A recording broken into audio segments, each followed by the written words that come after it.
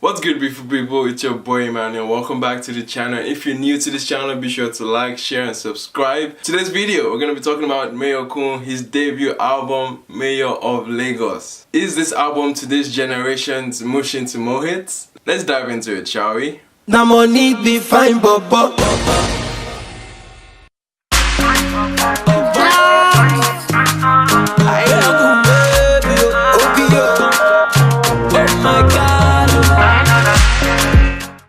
For those of you who don't know who Mayorkun is, Mayorkun was Davido's signee to DMW in 2016. It came out with a massive banger called Eleko, and that was huge, man. I pretty much set him aside to be one of the guys to look out for in the industry. He goes on to blossom in his career and creates bangers atop bangers with the rest of the DMW clique, and ended up being the next rated artist for last year's Headies. Heading towards this album, he released a lot of the singles from the album. Practically, the album has just 9 new songs, and there were 4 songs that were already released. So we have, no, I think there are more than 4. So we have Mama, Cheche, Bobo, which other songs were released? Fantasy was released. I think that's it. Just those 4. And we basically got 9 new tracks, and from this album it's a reasonable amount, but like having 4 singles out, and which practically all 4 were like huge hits, except Fantasy wasn't that quite of a hit. I'm missing Posh. We released Posh as well, so 5. So that's 5 out of 14. So yeah, 9 new songs still. Other songs were bangers. Bobo with Davido was probably one of the biggest videos on YouTube from Davido's clan, and that was like, okay, like Mayorkun is setting himself aside amongst his peers like Peruzzi and Dremo.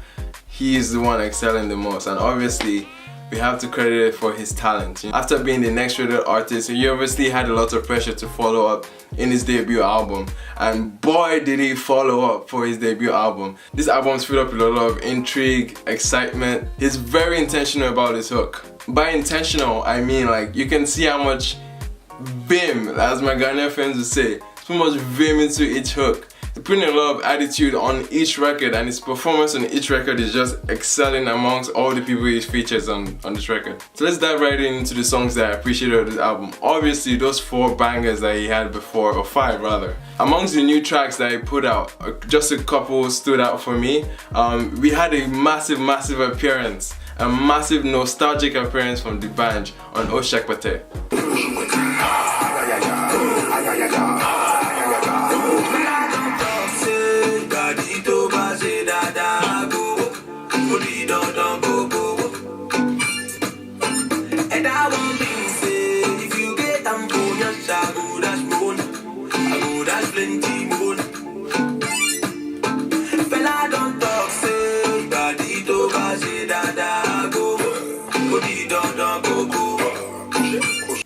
This appearance with the harmonica, with the attitude, with the swag that D'banj had in the Coco Master days, and just bringing the harmonica was just so nostalgic, man. And that gave me so much vim. And him having D'banj on this album was just a good way to pay homage to his influences. Mayorkun for me is an artist that stands out in a lot of ways, even though in an industry where pretty much everyone sounds the same, or everyone's pretty much diving on the same kind of vibe, he stands out somehow with his vocals. Right from track 2, a powerful record was Shokwe.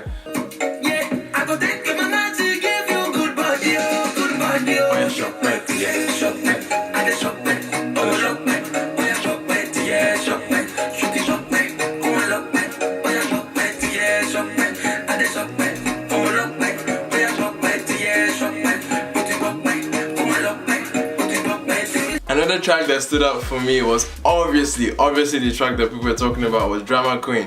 Drama Queen was a nice touch on an Afropop album, because we hear a lot of the same things on Afropop albums, so you can hear that repetition of the same vibe, the same kind of pom-pom sound, the same kind of, you know, that kind of vibe. But him switching it up and having this Cartoon Network type instrumentals at the background, like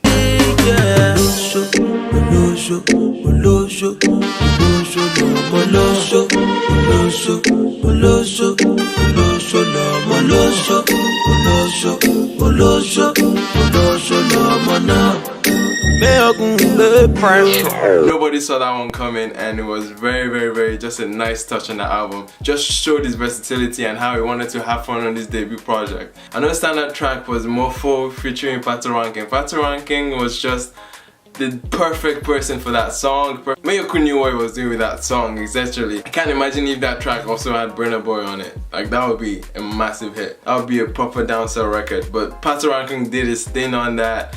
He spazzed. Pretty much people were showing up for this album, except Sarkodie. Sarkodie's verse for me was just mediocre. It was just like he came into the song really awkward. I don't know if anyone heard that, but like it was kind of like a awkward flow into the beat. I trust you with my life.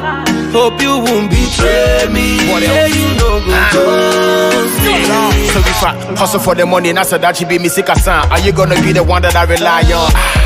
Which was not expected to see from a veteran rapper. But anyways, I digress. A couple records that I would skip was obviously the intro. The intro seemed a little, you know, like been there, done that. You understand? It's your debut project, so you want to pay homage to your mom. I appreciate that. Beautiful way to pay respect to your mom, but it just seemed a little scripted for me. Like it was going in for a lot of ahs and oohs. But I get that, I respect it. I can't fight the man for putting his mom on the album. It was a beautiful feature from his mom too. So yeah. But yeah, this was a very solid album all through. I actually would say this is today's generation's Mushin to Mohit. A couple reasons why I'm comparing this to Mushin to Mohit. A lot of pressure is building up to the album because simply he was an extra artist. Waniko was an extra artist as well before the album came out for Mushin to Mohit. It's a debut project and they were signed into a major label at that time. There's so many similarities to pull from both albums, and the experience that this gave to every Nigerian listener was just as good that Mushin to Mohit gave to a lot of the young listeners back then. I honestly was thinking, oh, there's a massive pressure for him to deliver, and honestly he did. Like, this is a good freaking album. I don't have too much to say about it because it was just good all through. A couple things that we can overlook is just the fact that it's another pop album. The subject matter would be the same. It will revolve around love, and just a few come up stories here with the song with his mom. Drama Queen record was just a nice shift for the album to diverse into something else. Davido, the Bobo record was just too massive. I kind of wanted to see more of Davido on that album, but hey, I'm not mad at it. It's good for him to let his kid blossom by himself and not take all the attention from the album.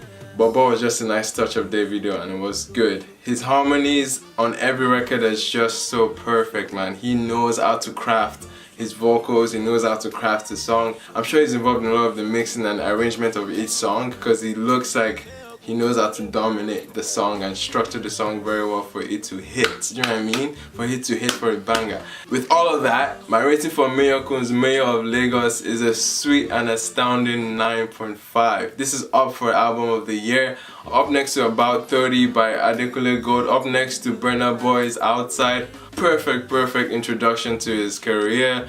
The song Red Handed from his entire DMW camp, which I was thinking was gonna be a banger, but it didn't really sit well with me. That was the only track that I could skip.